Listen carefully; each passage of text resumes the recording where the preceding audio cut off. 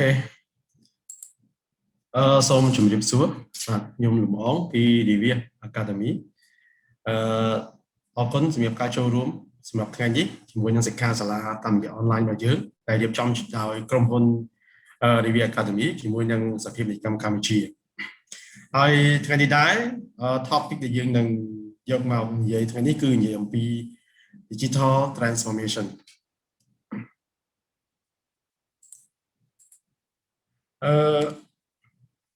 សម្រាប់ topic digital transformation ថ្ងៃនេះដែរយើងមានផ្នែកសំខាន់4ដែលយើងត្រូវនិយាយទី1គឺយើងនិយាយអំពី the impact of digital transformation ហើយទី2គឺយើងនិយាយអំពី challenge with technology ទី3យើងនិយាយអំពី Asean in 2025 Roadblocks to a full digital economy ទី4យើងនិយាយអំពី envisioning your business information adopt apply align agility ជាផ្នែក4ដែលយើងនឹងនិយាយហើយសម្រាប់ថ្ងៃនេះដែរគឺ speaker របស់យើងគឺលោក William Tao លោក William Tao គឺជា Accredited company director មួយហើយគាត់មានបទពិសោធន៍ជាច្រើនក្នុងការដឹកនាំ business ជា professional business leader ដែលមានបទពិសោធន៍25ឆ្នាំនៅសិង្ហបុរីចង់បញ្ជាក់ប្រាប់អ្នកចូលរួមទាំងអស់គ្នាដែរនេះគឺជា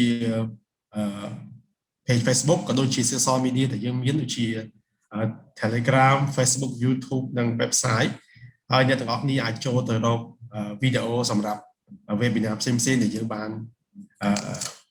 នធ្វើតាមរយៈ YouTube channel របស់យើងហើយអ្នកទាំងអស់គ្នាអាចទៅរកជាមួយនឹងព័ត៌មានផ្សេងៗដែលទាក់ទងជាមួយនឹង webinar រៀងរាល់សប្តាហ៍ដោយសារតែReveres Academy យើងធ្វើ webinar រៀងរាល់សប្តាហ៍ថ្ងៃសុក្រអញ្ចឹងទៅយើងមាន webinar ថ្មីរាល់ថ្ងៃសម្រាប់ខែ4នេះដែរយើងក៏មាន webinar ទាំងអស់ដែលទាក់ទងជាមួយនឹង digital marketing ទាំងអស់សម្រាប់ខែ4ណាអញ្ចឹងសម្រាប់បងប្អូនលោកស្រីទាំងអស់អាចអញ្ជើញទៅរកឬក៏អញ្ជើញទៅ scan QR code នេះដើម្បីទទួលបានព័ត៌មានផ្សេងៗទាក់ទងជាមួយនឹង webinar សម្រាប់ខែ4នេះអូខេអញ្ចឹងកុំឲ្យខាត់ពេលខ្ញុំនឹងទុកពេលវេលានេះសម្រាប់ speaker របស់យើងគឺលោក William Tao ដើម្បីឲ្យគាត់នឹងធ្វើបទបង្ហាញទាក់ទងជាមួយនឹង topic ថ្ងៃនេះគឺ digital transformation Okay William Tao so I will give this time to you for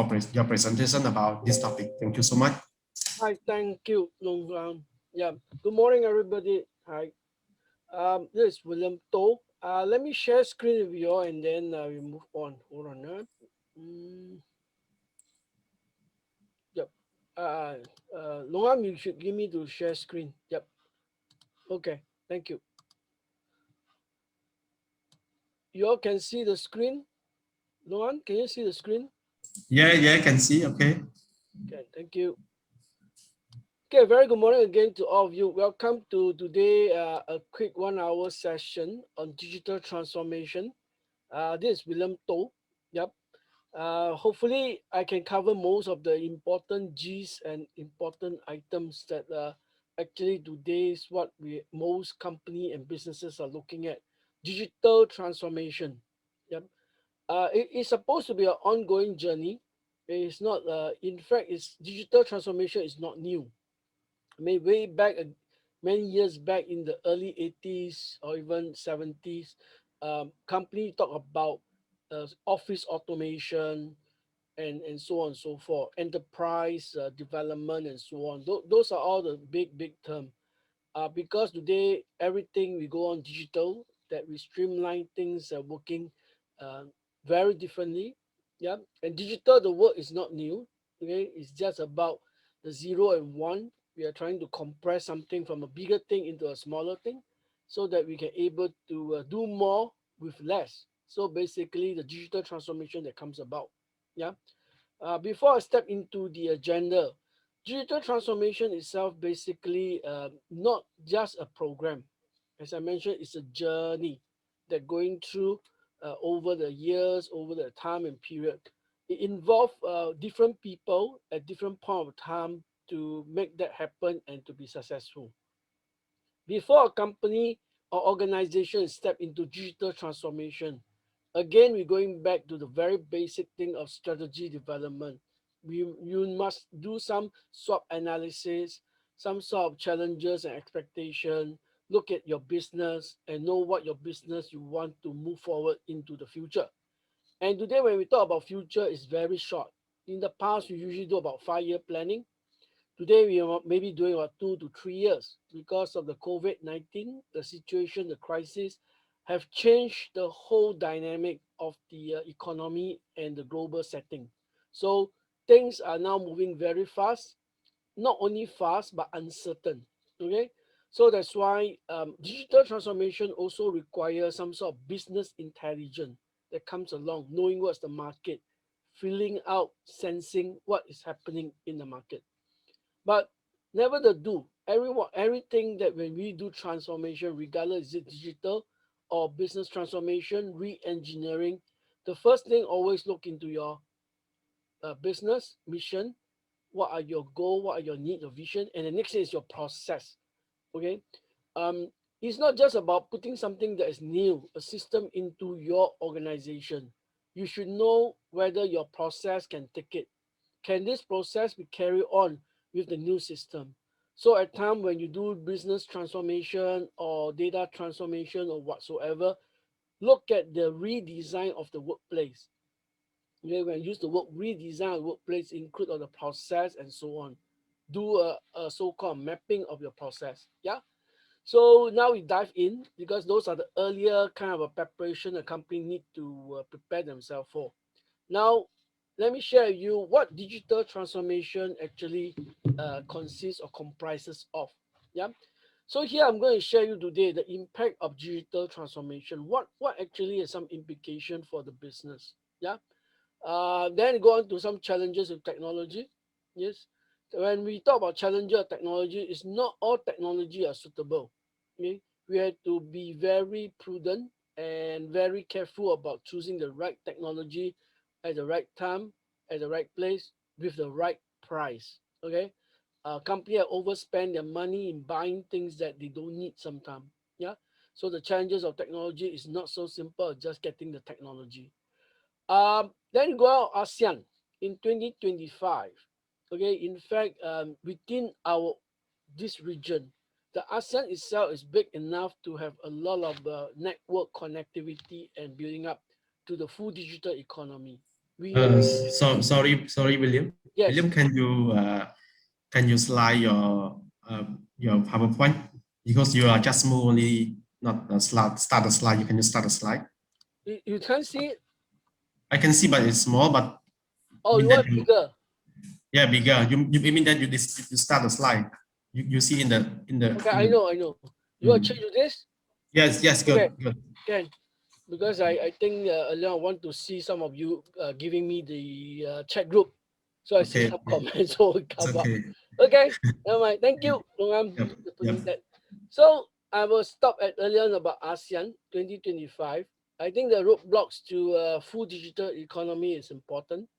There's a lot of fund, FUND, that available under the AEC, ASEAN Economic Committee. There's some funding for organization and business to do it easier with some sort of digital transformation or requirement. Okay, that one I'm not going to drill in, but just to share you there are some information there under the AEC so-called uh, understanding across the country.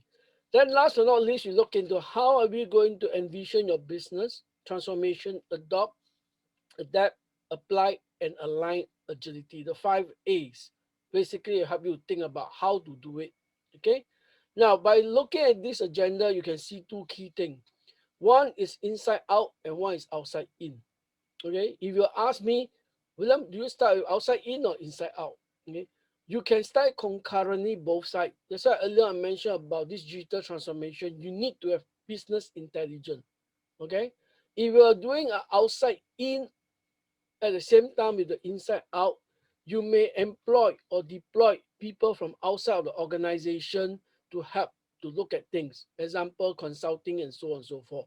Those will be the outside in resources that you may require.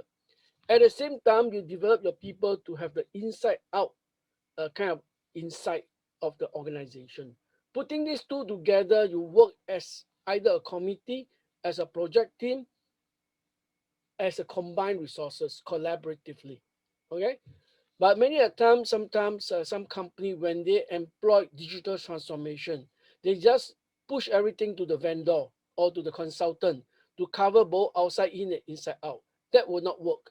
Partly because the outside resources may not know the company culture, the company, the way they communicate, the leadership style, the kind of practices, okay, the kind of tools the organization uses. Okay, so you need to combine these two so that both party, inside out and outside in, can able to communicate to make the thing happen. Okay, so that when you are championing a project, make sure you consider the outside in and inside out approach. Yeah, so this is something that I share you the how thing before you plan to go ahead. Now, something about myself, very quickly, though Nongam did mention to you, okay, my focus is about business integration. You can see up here, humanizing technology. Okay, this is something very new, that how we're going to apply technology into our life, okay, whether it's work or living. Later, I'm going to share one video in Singapore that we are using this area called Pongo Digital District, where Singapore have already mapped up the whole district, the whole estate to be digitized.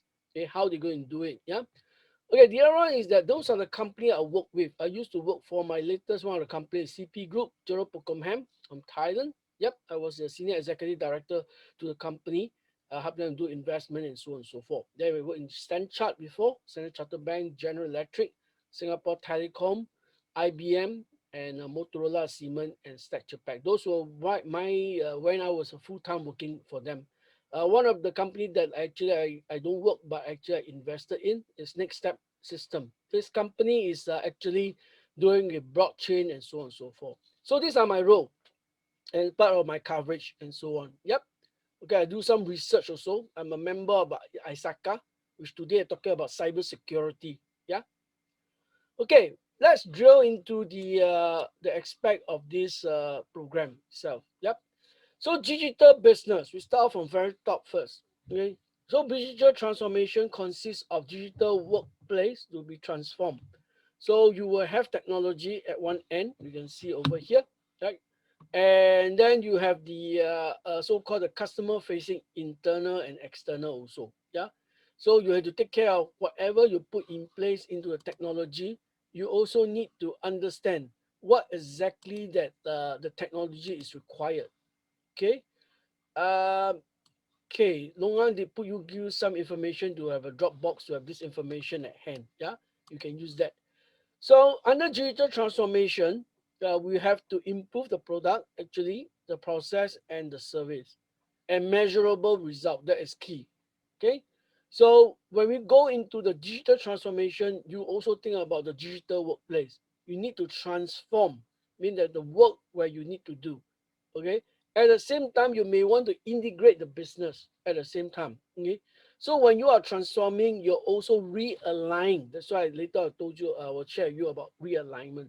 You need to integrate certain business together. Now, for instance, I share with you, based on upon the PwC, Price Waterhouse report, by 2025, there are certain department or business unit, they will be all integrated. Example, HR, legal, and finance. These three will be combined, calling called optimization business unit. Okay, in short, OBU. So the optimizing, because they consider with all this optimization of technology and digital transformation, they are able to integrate all these processes together. Some of you may have heard of something that is quite, I won't say it's new. It's in all the while when people are talking about it. It's called RPA. Okay, robotics process automation, or another one some people call APA. It's another higher area where you're looking at data and information that you align everything together. Okay, either RPA or APA. Yeah, so those are some of the digital transformation initiative company will bring in. Now on top of that, because when you are transforming your organization, there will be a lot of information need to be convert into so-called digitalize them. So those are data. You need to protect that. Okay. So one end you need to protect data. Next end is to secure the data. So your data protection and another one is cyber security. So that when you're using the data, nobody going to hack into your data and steal your data. Yeah. So these are areas that even when doing a digital transformation that you need to consider. To me, those will be both an inside out and outside in of a balancing. Yep. So what digital transformation, simply you put it, is a process of becoming a digital business. Okay.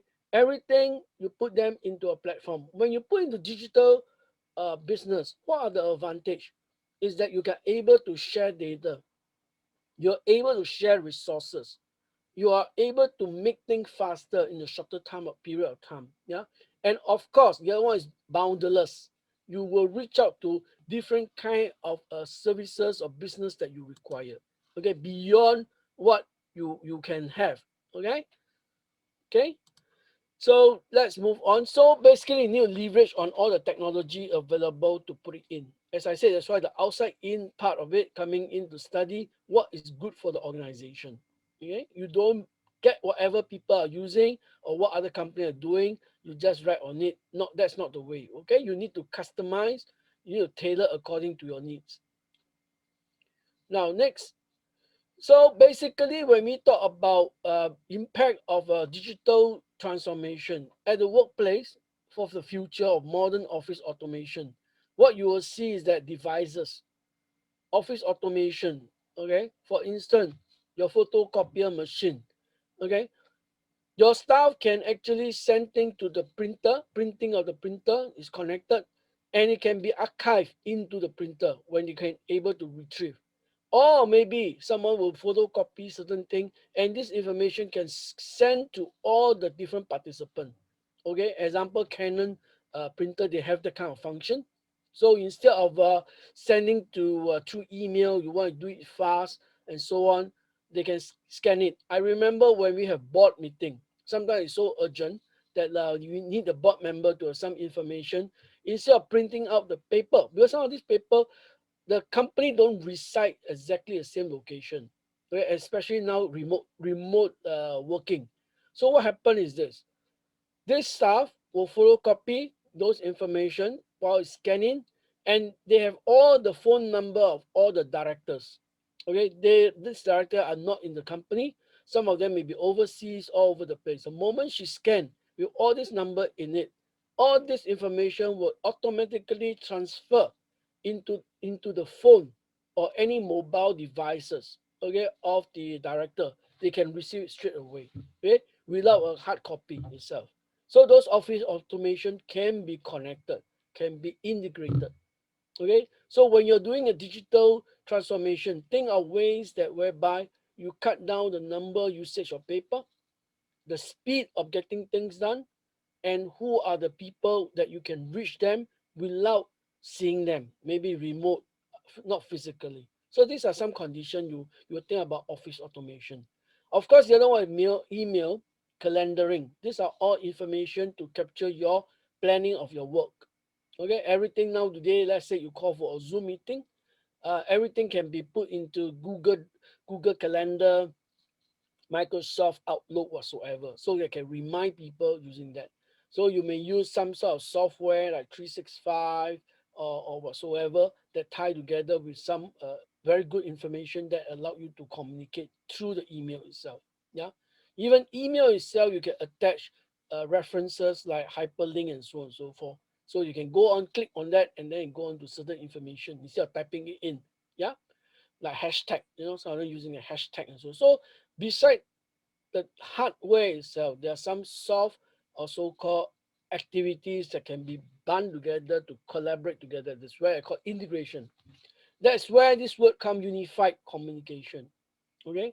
Then identity and access management. This is to protect the company, the organization, okay, in terms of the usage and operation. And now today, because of the COVID-19, some of us are talking about facial recognition to take temperature and so on and so forth. Yeah, those are certain things can be considered. And in order to save cost, sometimes your facial recognition, not necessarily buy a device to capture a temperature. You may even create apps in the so-called the phone So the staff just look at the phone and the temperature can be taken. Yeah, and scan on the facial, attendance taken, temperature is taken, and so on. So everything is integrated. Okay, what people call bring your own device. Okay, uh, BYOD in short, bring your own device. May every staff can use their own device to do certain thing. Yeah, or integrated. That's where it coming from. The other part, a higher level up, is about centralized IT equipment management. Then optimize IT logistic processes. These are all systems that you put together. There will be new channel for user to support them. Yeah. So this could be data center, which I'm going to talk later on. It could be a central management system that you need to. This part here, standard and all central management of end user IT equipment. It can be outsourced to certain company who are specialized in this area. Unlike the modern office automations environment, which you all can manage it within your in-house, yeah. But some company think that okay, because equipment changes very fast. I have no point investing so much equipment in managing my system. I may want to outsource it, let the outsource company to manage it. Of course, the good thing is that you can save costs. You can save the problem of solving the problem with some companies supporting it. The key thing is how well your data are being protected. That's something you all need to consider and manage it. How we go work with the vendor or the supplier on this end. Yeah, and how good are they basically? Are they located in your own country or located in some other country? I remember doing a project, okay, in Singapore. We try to get a system which is from Hong Kong, okay, and when we do the tender, everything go fine, everything is go fine, but only one question came in that tipped the whole thing. The When we submit the tender, we've been asked by the company or the agency, where is your server located? You, even though it's cloud. So the moment I mention Hong Kong is overseas, straight away they cut us off. So that's it, the tender gone. Okay, so these are something that you would like to consider, that things may not be what be so easy when you outsource. Company may have some sort of a requirement or criteria of selecting the so-called vendor. Okay, so think about that when your company are doing those things. Yep. So next I move on. Another impact on the transformation will be your data center operation towards a hybrid cloud. Yeah. So you need to consider stronger cyber resilience, meaning that hackers and so on are coming in. I used to work for Stanchart. I can share with you, on a single day, okay, working day, there are about 3,000 hackers into the bank. Easily. 3,000. It's not 30, it's 3,000. So this hacker can come from different part of the world and will try to hack into our bank. Yeah. So it's quite scary, right? One day or 3,000. Yeah. So the other one is about provisions of IT security operation. How are you going to protect that? Then the other one is a better IT security decision making. Okay, you need to basically uh, to build a team. You need auditor. That's why I said it could be outside in. Like myself being ISACA, ISACA. Okay, we are cybersecurity certified to do cybersecurity check on audit. I'm an auditor actually for cybersecurity. Yeah, so we know that. So one area is to train up your people, or you get external people to do an audit on the cybersecurity itself. Are there a need for that? Okay, Ken? Any one point of time you have a question, please stop me. You need to, and then I will try to answer your questions. If there is something that you think that you do not understand, or you may not able to interpret to what I have shared just now. Okay, Ken? Okay, consolidation of data center. Now today, a lot of data center are here in Singapore also, so that we can see that it's happening. Right.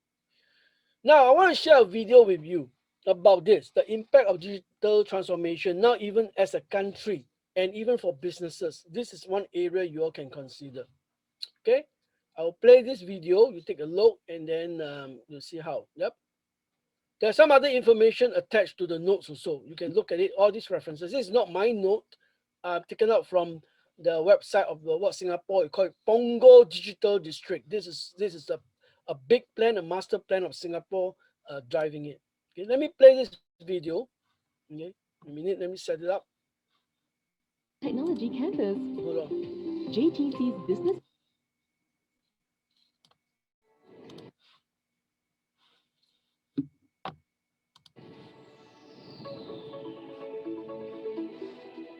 Punggol Digital District. Can you hear the Sorry, volume? William, we cannot see the video. Can you Oh, you share can see this? it. Go on. Punggol, Can you share a the screen minute, of the video, please? Yeah, lifestyle and okay. recreational amenities to serve. Hold on. I need to switch. Because Zoom is one thing you put onto full screen, you have to come in and out. A lot of things to be done. Hold on.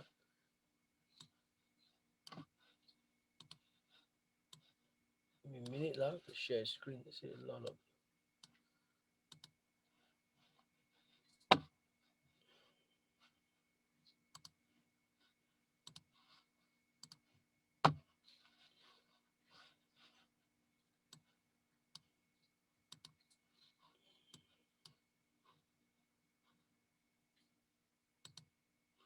Okay. I put off my video so that I think it will stabilize the video playing.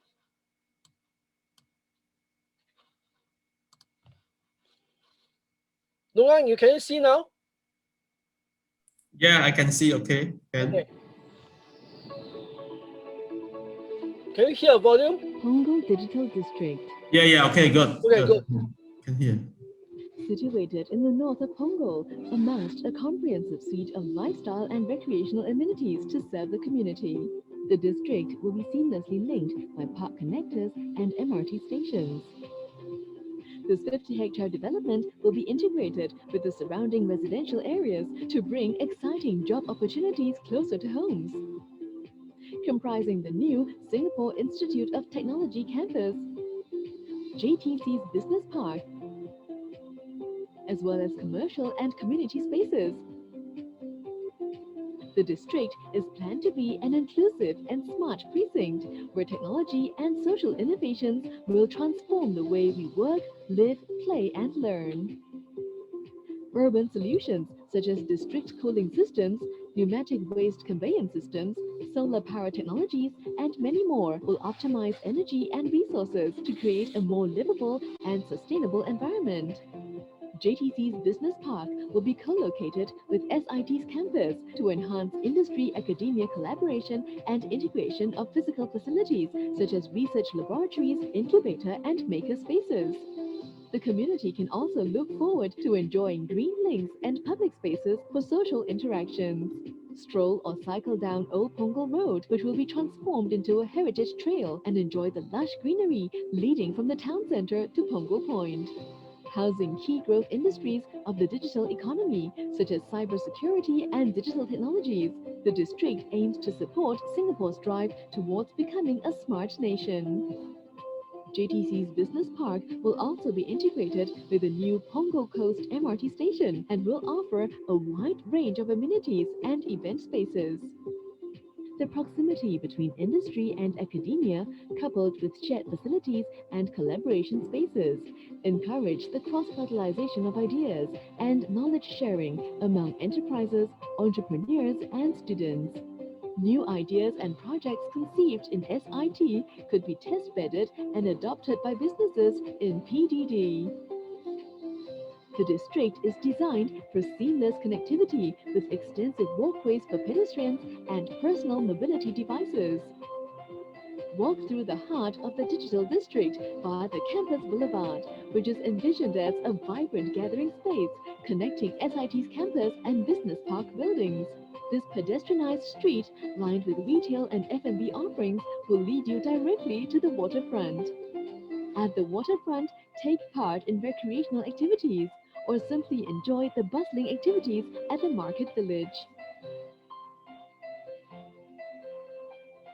The Punggol Digital District reflects our aspirations for Singapore's future. Be part of this community to make this district a place where everyone is proud to be part of. Punggol Digital District. The future is yours to create. Okay, hope I can share that some information how things are transforming. Let me get back to your slides. Digital tools like 3D mapping software are being used to build Singapore's Punggol. Let me off this. Okay.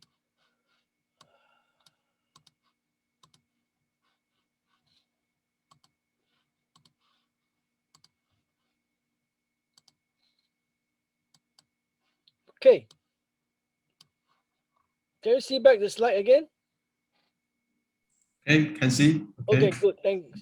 Okay, you've seen that is Punggol district, digital district. This is one impact of digital transformation at a very high level.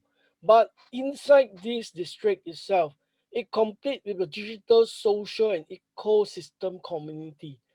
What you saw, like those retail and so on, those will be all partly not just developed, it will be developed as part of the experimenting and so on and moving on. So they're all connected. So Singapore is moving towards a smart nation. Yep. But I would say that a lot of even Thailand, I got to know them also. They are also moving through the EEC, yeah, economics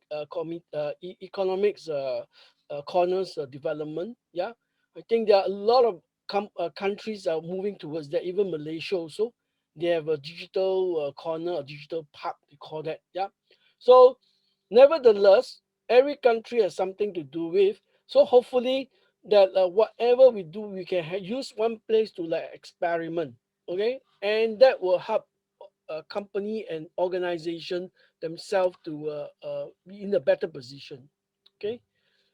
Sorry, I off my video so that I allow that to see. If you will need anything, just highlight. Let me check because okay, sorry. Okay, so a few areas that this copy will be given to you. You can go and take a look what Singapore is doing. In fact, recently we also drive to what called solar farm.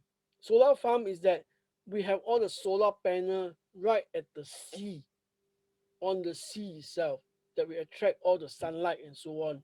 Yeah, solar farming. Yeah, those are actually part of the digital kind of a development, I would say. Yeah.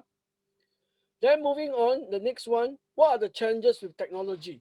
Basically, for an example, of professional services. Yeah, we always under the pressure of to adopt digital change and remain competitive and in control of the market growth and so on and so forth. So the challenges are usually most of the company are facing is accurately estimating the project timeline, the scope of the project to complete. Yeah. So when using technology, these are something that can we scale up, can we accelerate faster, better, more efficient, and more effective. So these are some consideration that how technology can actually measure up. But mm, I would say that not all will be able to do the same thing. Yeah. So that is the reason why when you face the challenges with technology, you need to do a benchmarking. Okay, benchmarking against competitors, again, industry of a similar kind of background, same as yours, benchmarking a kind of product and services and system. So you may want to consider doing that also. Yep. Okay. Next one, challenges could be delivering like project in line with the client expectation. Like example, like attracting and maintaining them. Okay, of the skilled employee also. Yeah. So this could be another key area. When I use the word client expectation, I will consider internal staff, internal client, and external client. Okay, projects. So example, if you're using a HRMS system, are they all integrated, allowing staff to check the payroll on the phone, not on the paper. Okay, is it integrated? So there are challenges to consider how you're going to work.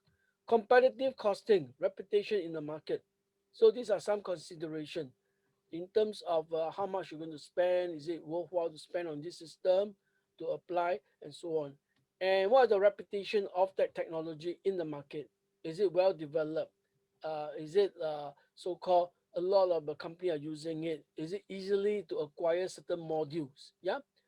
Um, Importantly, when you're using technology, you must know the vendor very well. Firstly, when you choose a vendor, the company may come to you say that, oh, we got a lot of customer. First thing to my mind as a business owner, business leader, if you got so many customer, how would you position my business? Is it at the lower end or the higher end? Okay, how they position. And sometimes some vendor, a bit scary also to consider the challenges of using technology, in terms that they go up very fast and they acquire the market very quickly, a lot of customer. If the next thing happen is that they either they go for IPO or they sell the business away. Two things will happen. If they go for IPO, they will be under pressure of cost and return. Okay, so they will start to focus on businesses that can make money. Those are lesser, not so important to them. The customer will not be taken care of. So that will be a worrying thing that when they go IPO. Yeah. The next thing is that if the company were to sell the business away, what will happen to the whole client base? Yeah. So these are some questions I will ask myself when I choose a vendor coming in to do the for us the technology. Why are they? Would they able to sustain? Are they fly by night coming to get my business at a very low cost? Got it, and then after they goes off. That's it. No customer service, nothing to follow up. Those are the challenges you have to consider. So the solution are all this, for example, okay, enabling remote also working teams and so on. The system are able to support all this. You're also able to accurately tracking sales and so on. These are important. This is just some example. Boosting productivities through performance insight and indicator. Yeah, and at the same time, you're also optimizing the variables resources, example like through AI. Now, not everything we can use AI. Okay, here I just put a statement of AI. Don't get a so-called buying in quickly. Oh, AI can cover everything. No, not exactly. Okay, it has its limitation because of the support, the system, the algorithms, and the people are they ready. Okay, one part is the complete culture. Okay, and so on and so forth. So AI are something, yes, it comes to stay, but not fully can be deployed in all over the place. Yeah, take care of that, especially the personal security and data protection and so on. Last but not least, whereby technology can help you to able to manage your project and people efficiently. Okay, two certain tools that easily to be used. These are could be common tools but transformed into a digital format. Yeah, so that you don't have to draw anything. For example, like balance scorecard, some of you may heard of. In the past, we need to draw them out and so on and so forth. Today, there are software available for you to do the balance scorecard, okay, and put in numbers, put in metrics, and so on. Then even for your business canvas, some of you may heard of business canvas. Yeah, the business canvas themselves can also able to support all this. Yeah.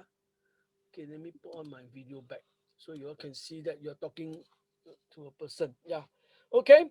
So that's it for the challenges. Next, I want to go in a bigger picture, which close to heart to all of us, whether we are in whichever country within ASEAN. Okay. Again, this information is not created by me. Okay, it's taken out from the information below here from PwC. So what will happen in ASEAN, the roadblocks to the full digital economy? Basically, um, consideration those who developing the software, the content right, I mean the IP and so on. That will be the kind of developments that come on. Then the online services is another business that people are looking at. Then you also have a enabling technology and services that comes along, and you also have network kind of support under connectivity and devices.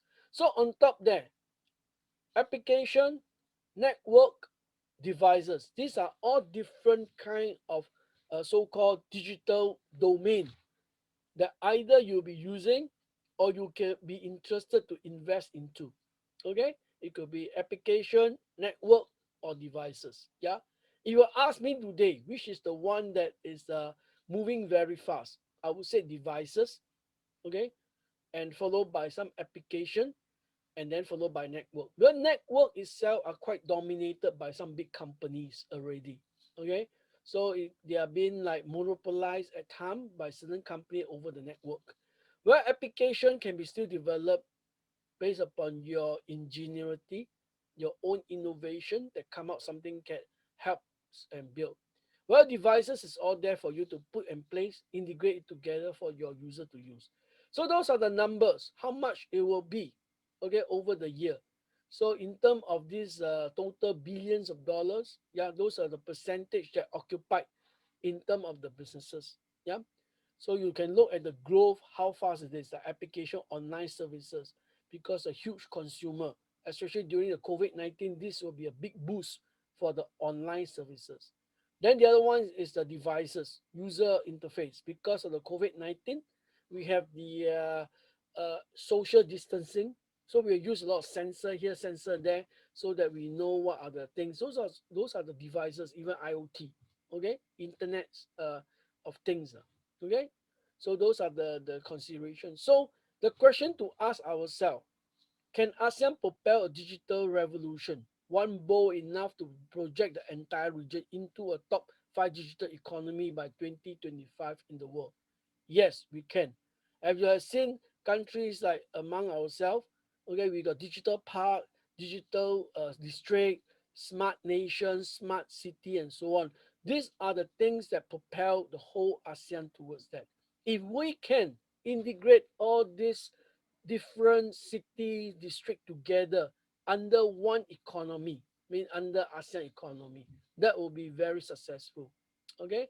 Of course, the only constraint, the roadblocks to what I see is sometimes a cultural difference, the taxation, because today you are talking about digital tax. Okay, some of you may heard of digital tax.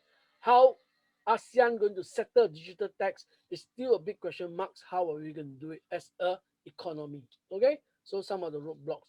The other one is about cultures and practices. Okay, each country have their own way of doing things. The style may be slightly different. Okay, partly because of legacy problem. Okay, legacy that brought us to different part of the development itself. Yeah, and every country have many different kind of dynamics and so on and so forth. Yeah, so these are some of the roadblocks may have some implication on the digital development itself. Okay? But if we were to sing the same song, making the same similar standard and constantly communicating like what we're doing today, Singapore with Cambodia, we communicate and so on, that will help us to build the relationship together. Okay, understand each other needs better. Okay, so we encourage the so-called cross-border communication and working together as one body. Okay, as ASEAN. That is important. I can't do it, you can't do it. We need association. We need a government. Okay, we need company to look at things as a totality. Yeah, as one. Okay. So moving forward also for the ASEAN, so the digital economy, you look at the billions of dollars that covers. Okay, you can see Indonesia, okay, where they are, where is Thailand, where is Malaysia, Singapore, and Philippines and Vietnam. How are we spending those kind of money in across these different kind of sector? Okay, amount of the GDP, how much of people are spending, and then how much are we spending as is growth as a growth requirement? Then how much are we spending in terms to impact on the example of broadband? One area is that we need to come to a standard that we have a good network system among the ASEAN. Networking system mean that it's like broadband and so on. Then also, what's our implication for the kind of industry that we're going to have? Okay, as an ASEAN, how can we help those company, foreign company, setting up their company in ASEAN? How can we build a connectivity for them, even a supply chain or so whatsoever? Okay, logistic and so on. So these are areas that may impact some new industry. Okay, you ask me what sort of new industry? Energy. Okay, country are talking about thermal energy, talking about nuclear energy, geothermal energy. All this could be new industry or even new way of the car, the connectivity. Remember one part I talked about connectivity along. This could be some area to consider. Then increase in the mobility of worker productivity. I mean, people can move around within these few countries and so on. How can people work across and border, or maybe remotely work within the whole region, okay, without actually physically moving, but using technology? So 2025, the GDP estimates, if you look at it, is 5,000 to 5,600 billion. Okay, it's coming to trillions. Okay, and so on. So basically, those are the economy that we can see. total up, it could be 1.2 trillion, okay, in times to come in the next 10 years, which very quickly, we are now in the 2021. Okay, 2025 is just around the corner. Yeah. Of course, this was a report created before the COVID-19. Okay, so there will be some discount and some offset based upon that. But never the do, I think we as ASEAN can do it as one body can be done because we have all the resources, we have everything can based on here. 500 million of people, I mean, almost are here. Okay, so we can be 1/3 of or even 2/3 of the economy of the world. Okay, in the way that we globalize. Yeah. Okay, so the revolution, the transform, again, it's not from me, the source, okay, taken from this Kenya analysis. This is just for you to refer. What can we do? Okay, we have to consider daily life that goes digital, anybody that use in the society. I will put that cashless society is not that simple. Okay, not everyone can buy in the cashless society. I was once in Japan traveling, and I know Japan have very high tech and so on.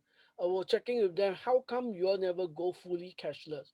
One question comes up is about culture, national culture, because all the dollar notes have their emperor photo on it. So they wanted the emperor photo to be on that dollar value to be carried that everybody can recognize.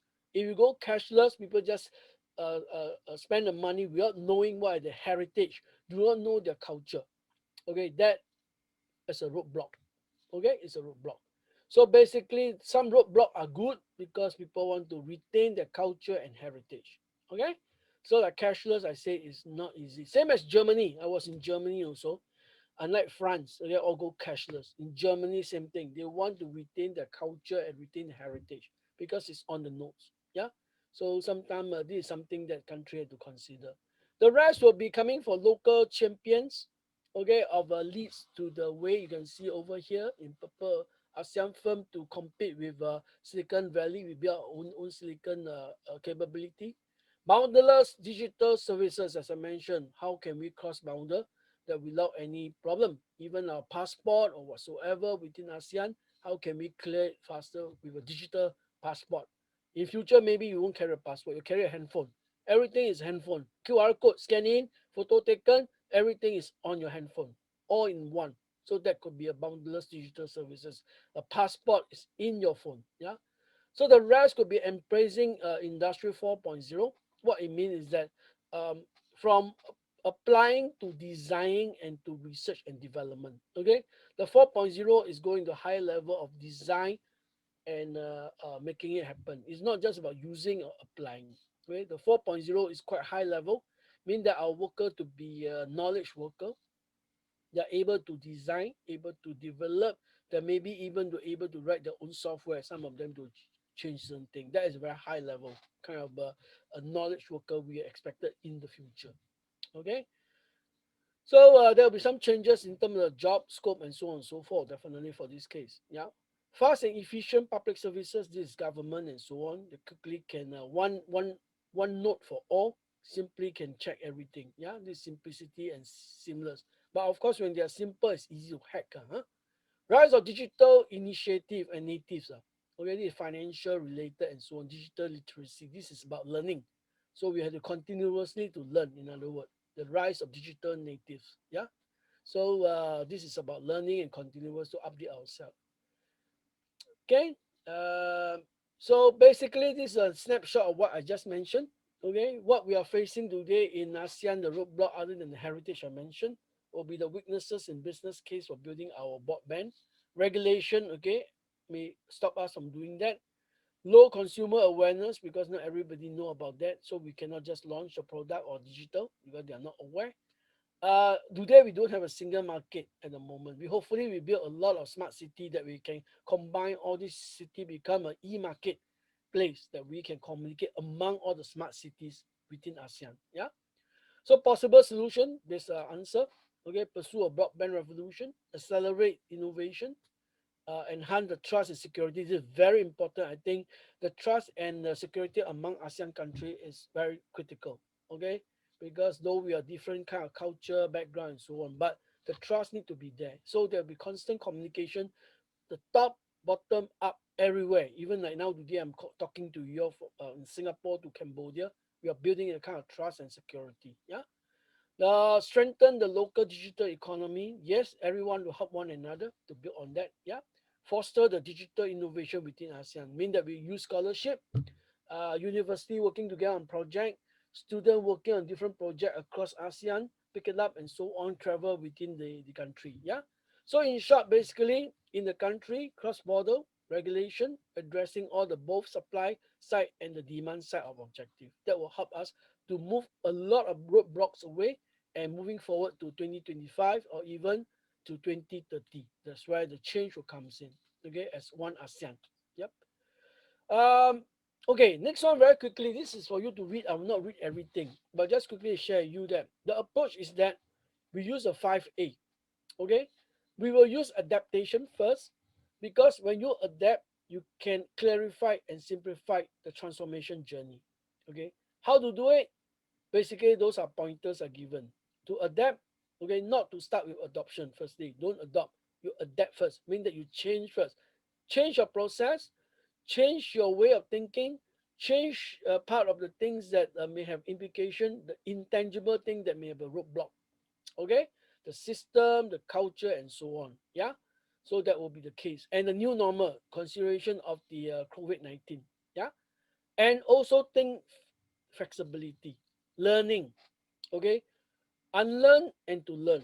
Okay, some of the old things that we need to give up, we have to give up, and then move forward is something that is new. We embrace it.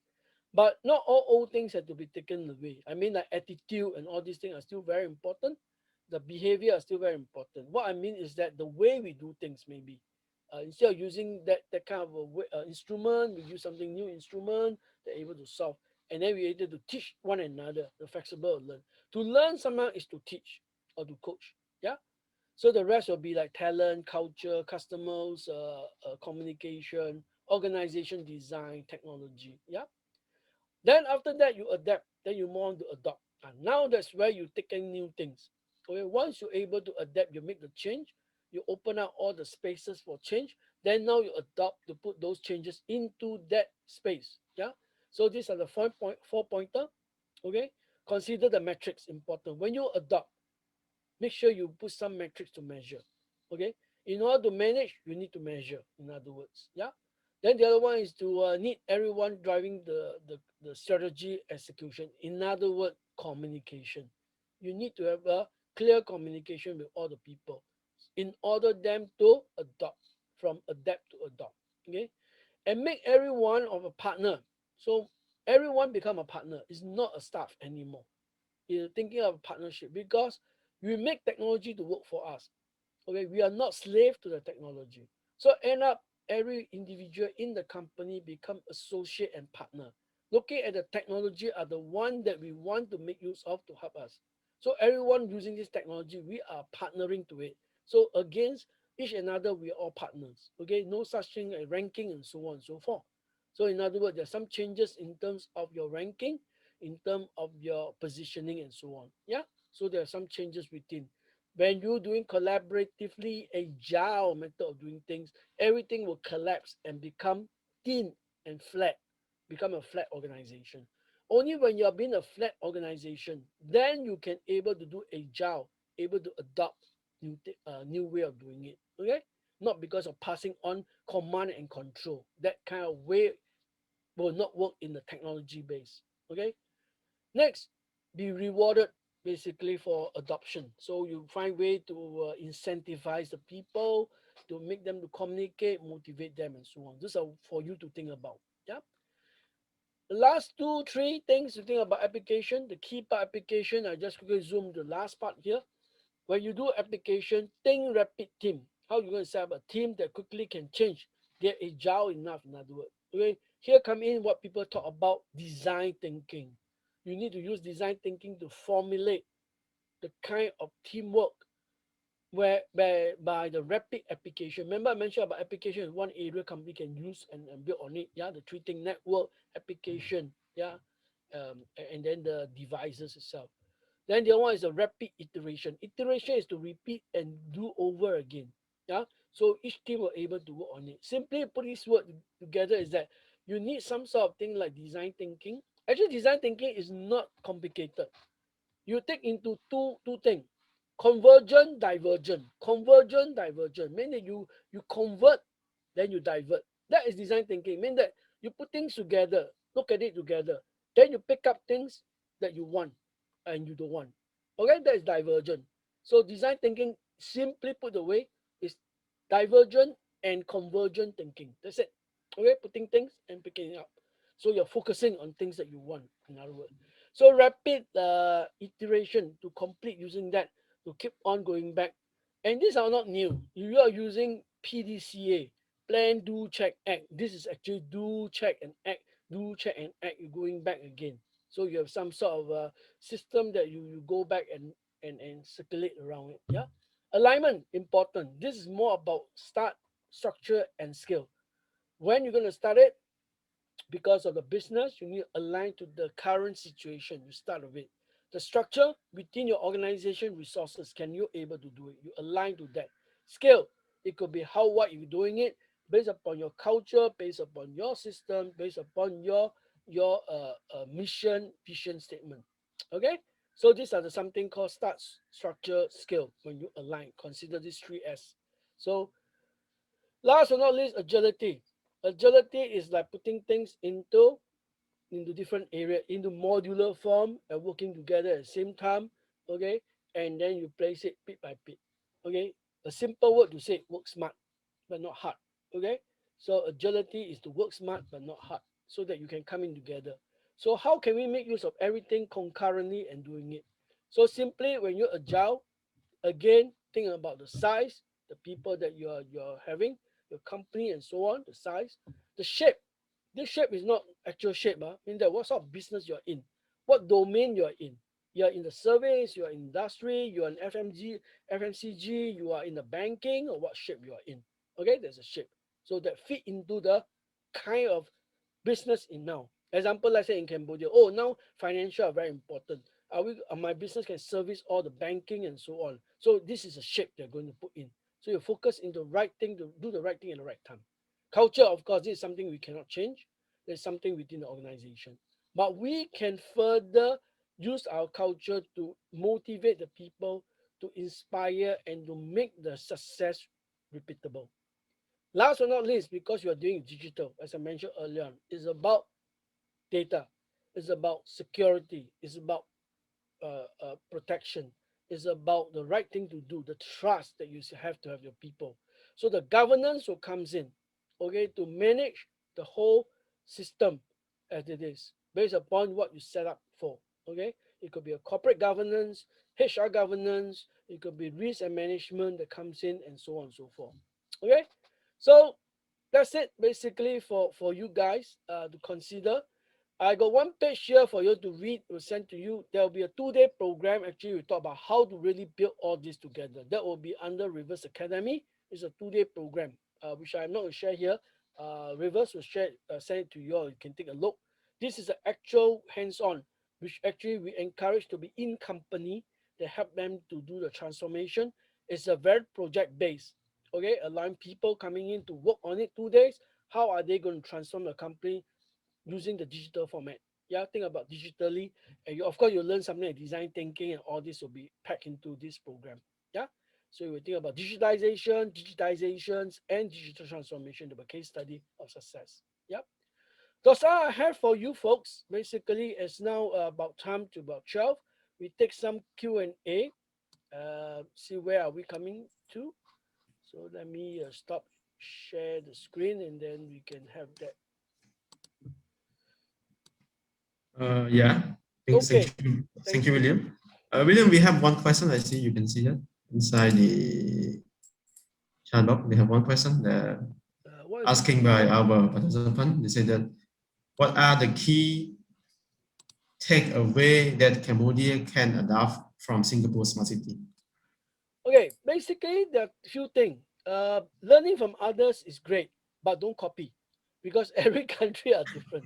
So think about your culture, your people in terms of the talent. Okay, so bring it in, customize it accordingly. Okay, for example, Now, Singapore is a small country. We do think can be very fast, can be easy. Okay. Cambodia is a big country. Things that don't move on that simple. Okay. A few things you consider because we have the infrastructure, electricity, all these are all stabilized and so on. So when before you adopt into all this, consider whether the infrastructure are there or not. Okay. Going back to our that is where we call the adoption and the adaptation itself, the 2A first. Okay. So when you adapt, mean that you need to know what you have in order to do it. Okay. That's why you follow others, copy others may not be always the same. Okay. So you sometimes may lack the matching itself. So ask ourselves, where are our strength? Okay. Now the Cambodian people, of course, you have a lot of young people and so on. So one way is to develop them, okay, towards the digital kind of thinking, how they're going to work on. Another one is not just within itself. I told you outside in, inside out. The outside in will be allow all these people, learner, to able to expose to all the knowledge out in the world there, besides Singapore. Okay, what do you all have outside? Learn from different part of the world collectively. Okay, now, the Singapore success story is not alone. We also learn from others and come back and do it. In the early days, in the 70s, 80s, I remember we sent people from local people travel out overseas to different part and compare notes and to come back and do something to decide for ourselves. Okay, we don't just copy a system. Okay, otherwise it doesn't work. For instance, you will notice that in Singapore, when we teach English, we're using UX Singaporean to teach English. But unlike some countries, they use the native to teach English. It's the two different things. Because when we teach our people English language, we use our local also use some local language to make our learner to understand better. This is what I mean. So in other words, even a technology, you may get some expertise coming from overseas, but over the year, learn from them how they do it, then tailor it according to what Cambodia require. Okay, then develop your own expertise in that area. That is a success story of Singapore. Okay, our people also learn from others, but we do not just fully using just other people. We use it and learn it, and then we tailor according to our needs. So this is one of the success consideration. Of course, the other one is to consider how to invite company to come to Cambodia to set up their business. Okay, and then from there that you create a kind of a learning and integrate them together. And again, maybe for the government to think, this is I think about a bit loud, to find a place within Cambodia to set up some sort of a digital park, not all over the place, but this will be an experimental area so that people can come here to learn and to see what happened. Okay, it's like a museum. It's a place that people can come, like a shine, like a shine like that. They come to learn the digital thing. So you need to create a digital park. That's why today Singapore is creating the digital park. Why? They want to promote the digital awareness under one simple area rather than all over the place. Okay, so under one place, people can start comparing. Oh, all the things can be seen under one roof. That is something you all can consider. I hope I share that information based upon this, how you all can learn differently. Yeah. Firstly, diverse talent. Bring that in and customize it. Okay. Then do some of your research and build your people in terms of that capability, having programs and so on, inviting a company coming in and then having their program to learn from them. Okay. Third and foremost, create your own platform. That is where your digital experimental platform, like Singapore, we have Pongo district and so on and so forth. Three things, that's all. Okay. I hope I answered that questions. Okay, we have another participant there. I want to clarify on the align and agility. Please, can you make a little bit clarify for? I need to clarify on align and agility, right? Okay. Now alignment are putting things together. Okay. Having that focus on what your business is about. Remember, I mentioned about that there are something that so-called. Okay, I did mention a few things. Let me see. I thought about this. Let me put that word again back. Okay, the alignment I put a structure. The key thing here. Okay, I think you all need to know about the structure. The structure will be the key part that is different from the agility. Because in here, the structure of the alignment is putting things in the accordance, like a train. Okay? You align them and then put all the container accordingly. That is a structure. So it's a structure part that make a difference between agility. Now, agility itself is where the shape that comes in. I mentioned the shape is depend on the kind of business. So you have this module, you bring this one in. You have that module, you bring that one in. So it's not just that align, they're taking them out accordingly, okay, to based upon the current situation. So agility is okay. Those of you have heard of a tree diagram. You know about tree diagram. Tree diagram, they are all in pieces coming together. So you take this one, you put this one together to match and mix eventually something. So the agility is about match and mix. That is what I call the shape. Yeah. Well, alignment is about the structure. Okay, putting it together, aligned to your business and so on. But these two have to work hand in hand sometimes. Though I said alignment and agility, it is not one come first. There could be concurrent, can be together. Okay, so when you see something aligned, okay, how can you put them in this way? Okay, instead of putting in a series manner, you can put them in parallel. Okay, so when you put it in parallel, you take out one to do the other one. It's more like agility. Agility is all in parts. Okay. Those of you do project management before, waterfall, one after another. They are all aligned, but one after another. That's called waterfall. Agility is all in parts. Any one time you can take it out and do it. Yeah. And put it together. Yeah. So especially manpower. Okay. Manpower you can align to do a project, but they have to be agile enough to be standalone as a standalone team to do something. Okay, I hope I answered that question. Next one, I hear another question, two more about Cambodia. Some people poor in digital knowledge and not like Singapore at countryside. So how can we do for to develop them basically? I would strongly say that if you are a company, you want to promote and help your own local people, create internship for them. Okay, create internship for them. Bring them in from the countryside, come to your company to work and to understand, and then to work on project that will quicken up the understanding. Or you can sponsor certain project, okay, that in the hometown that use digital. Example, agro technology, agriculture technology.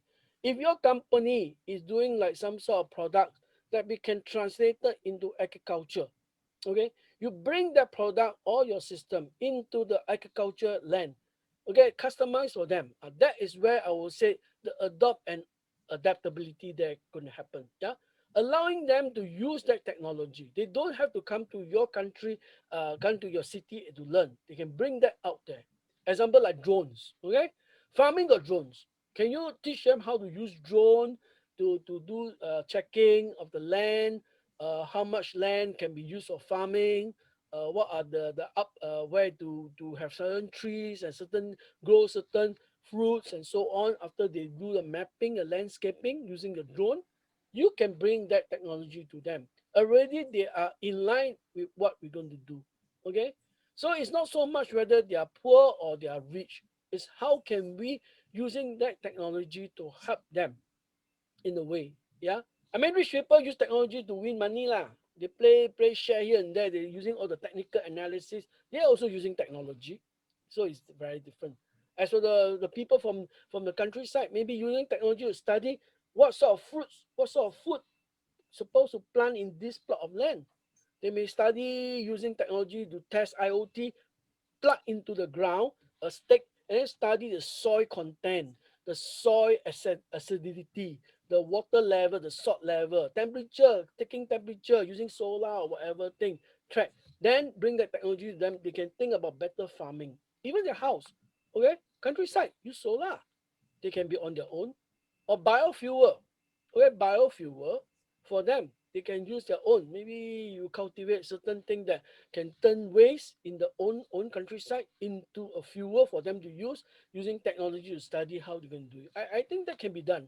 Okay, you all have a lot of opportunity. Okay, to me, it's not just people poor how they access to the knowledge. Okay, you all can create a company come together, help their own people by setting a bus. Okay, I remember when I was in Motorola, we set up a environmental friendly bus to teach people about environmental protection.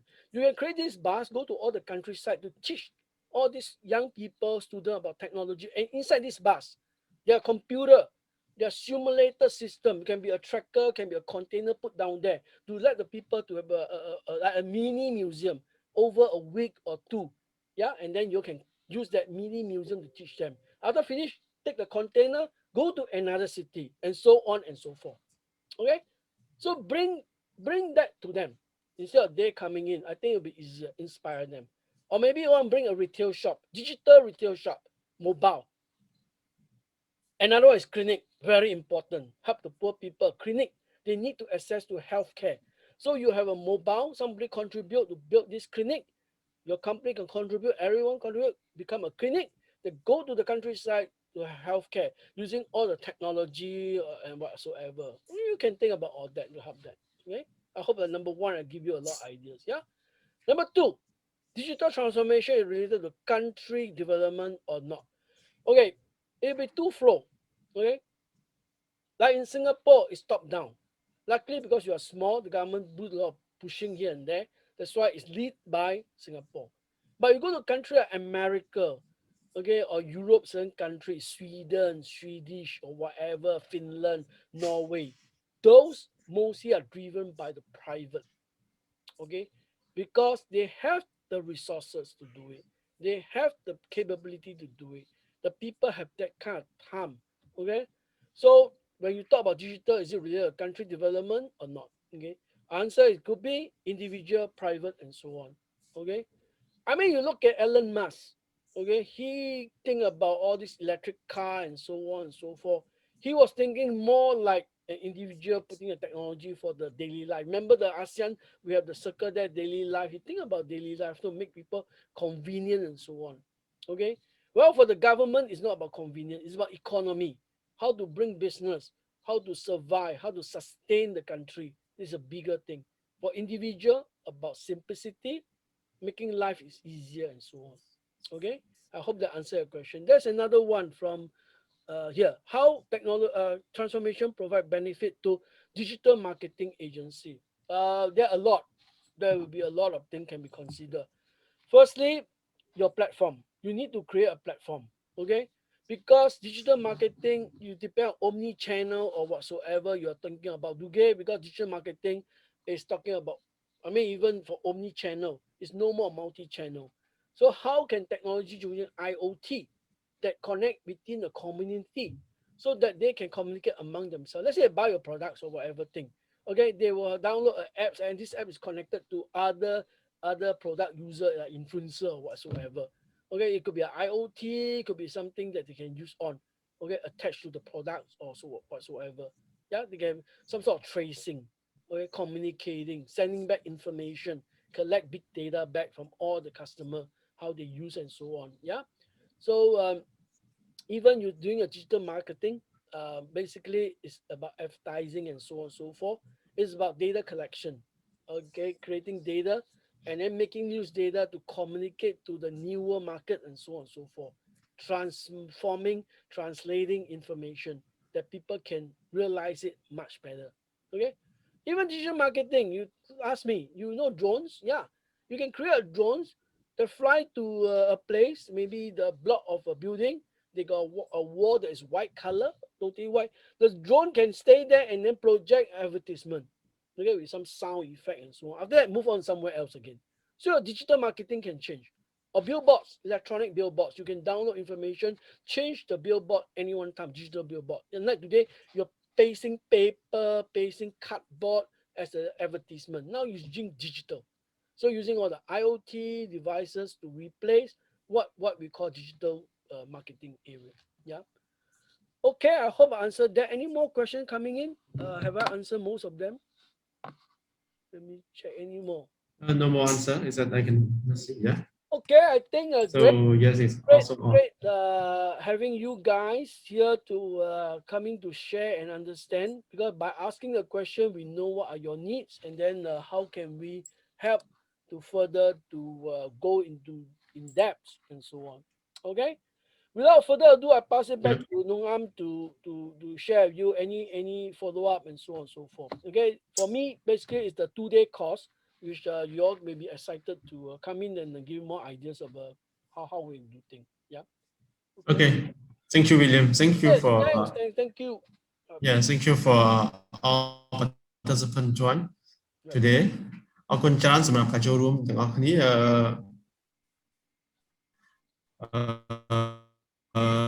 សង្ឃឹមថាទាំងអស់គ្នាបានទទួលនៅចំណេះដឹងថ្មីទាក់ទងជាមួយនឹង topic ថ្ងៃនេះដែរហើយជាមួយនឹង webinar សម្រាប់សប្តាហ៍ក្រោយ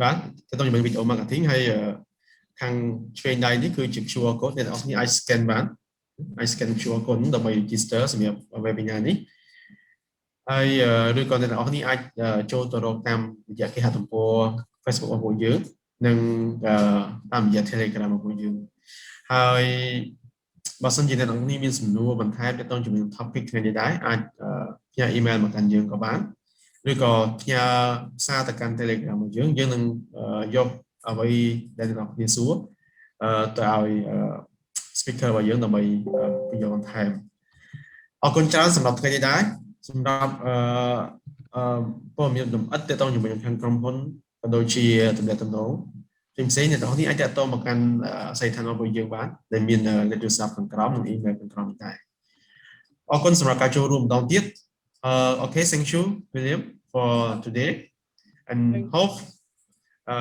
we can have the next webinar for next week if we are for our new topic. And thank you again for all participants who joined us today. And please take care and stay safe. Thank you so much. Bye bye. Bye bye.